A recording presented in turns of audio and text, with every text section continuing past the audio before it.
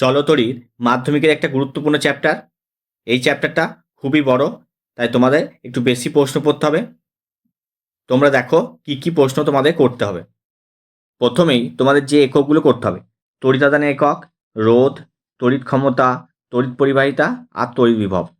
এগুলোর ভালো করে এককগুলো তোমরা করবে, সিজিএস এবং এসআই। এরপর কি কি সংজ্ঞা পড়বে দেখো: কোষের তড়িৎচালক বল, বোর্ড, তড়িৎ কোষের অভ্যন্তরীণ রোধ কাকে বলে, বৈদ্যুতিক জেনারেটর কাকে বলে, সলিনয়েড কাকে বলে। তারপর হচ্ছে পরবর্তী তড়িৎ প্রবাহ, তারপর হচ্ছে কার্যের ধারণা থেকে তড়িৎ বিভবের সংজ্ঞা, আর লাস্ট হচ্ছে তড়িৎ কোষের নষ্ট বল বলতে কী বোঝো। এরপর দেখো তোমাদের যে সূত্রগুলো করতে হবে। প্রথম হচ্ছে ওহমের সূত্র, তার সাথে গাণিতিক রূপ করবে। জুলের সূত্র এবারের জন্য খুবই গুরুত্বপূর্ণ, 3 নাম্বারের। ভালো করে তোমরা প্র্যাকটিস করবে বারবার, যাতে কোনো ভুল না হয়। তারপর হচ্ছে অ্যাম্পিয়ারের সন্তরণ নিয়ম, আর লাস্ট হচ্ছে কুলম্বের সূত্র। এর সাথে তোমরা গাণিতিক রূপটাও করবে। এরপর হচ্ছে বড় কোশ্চেনগুলো দেখো: 1 এসইউ ও 1 ভোল্টের মধ্যে সম্পর্ক কি? 2 নাম্বার, একটি কোষের তড়িৎচালক বল 1.5 ভোল্ট বলতে কী বোঝো?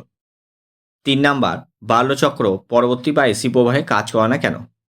4 নাম্বার হচ্ছে কোনো কোষের তড়িৎচালক বল কোন কোন বিষয়ের উপর নির্ভর করে? 5 নাম্বার, কুলম্বের সূত্রকে সার্বজনীন বলা যায় কি? 6 নাম্বার, তড়িৎচালক বল ও বিভব প্রভেদের মধ্যে পার্থক্য লেখো। 7 নাম্বার, ওহমের সূত্র থেকে রোধের সংজ্ঞা লেখো। 8 নাম্বার দেখো, পরিবাহী রোধ কোন কোন বিষয়ের উপর নির্ভর করে? 9 নাম্বার, তড়িৎ কোষের অভ্যন্তরীণ রোধের মান কোন কোন বিষয়ের উপর নির্ভর করে? 10 নাম্বার, একটি বৈদ্যুতিক কোষের অভ্যন্তরীণ রোধ ও ইএমএফ এর মধ্যে সম্পর্ক প্রতিষ্ঠা করো। এটাও কিন্তু খুব ইম্পর্টেন্ট।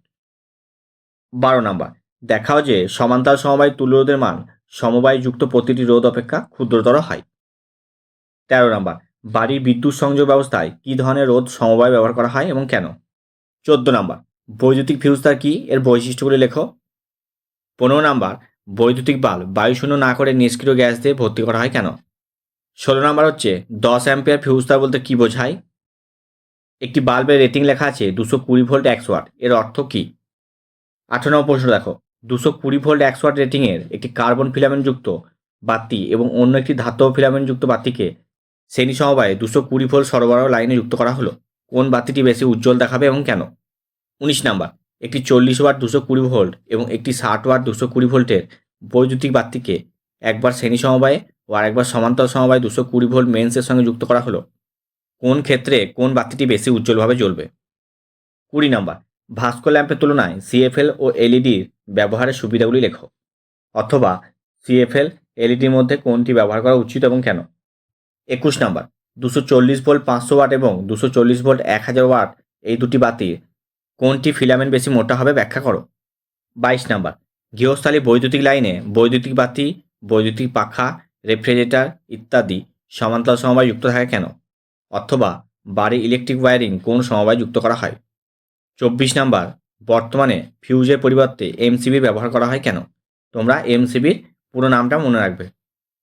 25 নাম্বার, আর্থিং কি, এর প্রয়োজনীয়তা কি? অথবা গৃহস্থালী ওয়্যারিংয়ে আর্থিংয়ের গুরুত্ব লেখো। 26 নাম্বার, ডায়নামো বা জেনারেটর ও বৈদ্যুতিক মোটরের মধ্যে পার্থক্য লেখো। 27 নাম্বার, জলবিদ্যুৎ উৎপাদনের ভিত্তিগত কৌশলটি সংক্ষেপে লেখো। 28 নাম্বার, ডিসি অপেক্ষা এসির ব্যবহারের সুবিধাগুলি লেখো। 30 নাম্বার, তড়িৎচুম্বকীয় আবেশের ফ্যারাডের সূত্রগুলো বিবৃতি করো। 31 নাম্বার, বাল্যচক্রের ঘূর্ণন কীরকম পরিবর্তন দেখা যাবে যদি এর নিচের শর্তগুলো দেওয়া হয়? 32 নাম্বার, ফ্লেমিংয়ের বামহস্ত নিয়মকে মোটরের নিয়ম বলে কেন? 33 নাম্বার, মোটরের শক্তি কিভাবে বৃদ্ধি করা যায়? শেষ প্রশ্ন হচ্ছে তড়িৎবাহী সলিনয়েডে উৎপন্ন মেরুর প্রকৃতি কিভাবে নির্ণয় করবে? এটাও কিন্তু খুব ইম্পর্টেন্ট এবারের জন্য।